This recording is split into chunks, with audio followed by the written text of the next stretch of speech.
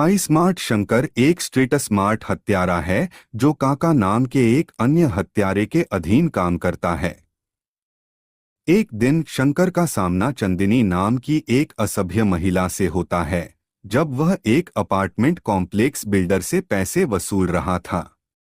प्रभावित होकर शंकर चांदनी के प्यार में पड़ जाता है और उसे प्रभावित करने के लिए विभिन्न तरीके आजमाता है। पहले तो नाराज होने के बावजूद चांदनी को अपनी गलती का एहसास होता है। काका के आदेश के तहत शंकर सीएम काशी विश्वनाथ को मार देता है और चंदिनी के साथ गोवा भाग जाता है।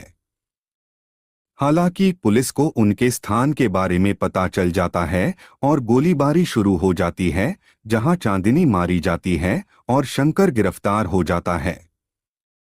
इस बीच मेमोरी ट्रांसफर पर काम कर रही न्यूरोसाइंटिस्ट सारा ने चूहों पर सफल परिणाम हासिल किए हैं। सारा का प्रेमी मंगेतर अरुण एक सीबीआई अधिकारी है जो काशी विश्वनाथ की हत्या की जांच कर रहा है। उसका मानना है कि एक उच्च शक्ति ने योजना बनाई थी और उसे मार डाला था। शंकर जेल से रिहा हो जाता है और यह निष्कर्ष निकालता है कि चांदनी की मौत में काका की प्रमुख भूमिका थी और उसे भी मारने का आदेश दिया गया है। काका भागने की कोशिश करता है, लेकिन शंकर सारा की कार में काका को गोली मार देता है और भाग जाता है, जबकि सारा अरुण को बुलाती है। अरुण एक आदमी को पकड़ता है, लेकिन वह लड़का एक कार दुर्घटना में मारा जाता है और अरुण के उच्च अधिकारी हत्यारे को ढूंढने के लिए उसके पीछे हैं। जब अरुण मामले को सुलझाने वाला होता है तो गुंडों द्वारा उसकी गोली मारकर हत्या कर दी जाती है। सीबीआई अधिकारी चंद्रकांत हत्यारे के बारे में जानने के लिए बेताब हैं, जहां वे सारा की मदद से अरुण की स्मृति को शंकर को स्थानांतरित करते हैं, यह जानते हुए कि अरुण की स्मृति उसके अतीत को मिटा देगी। शंकर जागता है और उन यादों का अनुभव करता है जो उसकी अपनी नहीं हैं। जब सारा ने उसे सच्चाई बताई तो वह क्रोधित हो गया और उसे एहसास हुआ कि वह कुछ दिनों में चांदनी को भूल जाएगा।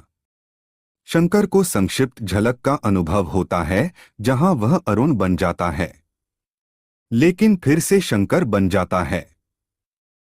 शंकर अरुण के घर का पता लगाता है और उसे एक बैग मिलता है जिसमें हत्यारे के बारे में सबूत हैं, जहां वह चंद्रकांत को गोवा में मिलने के लिए बुलाता है। जब अरुण हत्यारों की पहचान उजागर करने वाला होता है तो वह शंकर के पास लौट आता है और सभी पुलिस वालों की पिटाई करता है और सारा को चाकू की नोक पर ले जाता है, जहां से वह भाग जाता है। कुछ घटनाओं के बाद शंकर अरुण के पास वापस आता है और चंद्रकांत को बताता है कि काशी विश्वनाथ के बेटे देवेंद्र और बहनोई केंद्रीय मंत्री राममूर्ति हत्या के पीछे के मास्टरमाइंड हैं। चंद्रकांत की मदद से शंकर ने बनारस में सबूतों के साथ देवेंद्र और राममूर्ति को गिरफ्तार करने की योजना तैयार की। देवेंद्र बेनकाब हो जाता है और भाग जाता है, जहां अरुण उसका पीछा करता है, लेकिन देवेंद्र और उसके लोग लगातार अरुण के सिर में मारते हैं, जिसके परिणामस्वरूप अरुण वापस शंकर के पास आ जाता है। सारा ने शंकर को बताया कि चांदनी की मौत के लिए देवेंद्र जिम्मेदार है। एक तीव्र लड़ाई के बाद शंकर ने देवेंद्र को मार डाला और इस प्रकार चांदनी की मौत का बदला लिया। सारा और अरुण शंकर छुट्टियों पर हांगकांग के लिए रवाना होते हैं, जहां अरुण शंकर सारा को प्रस्ताव देते हैं, जो खुशी से सहमत हो जाती है। फिल्म खत्म होने और क्रेडिट रोल शुरू होते ही अरुण शंकर के पास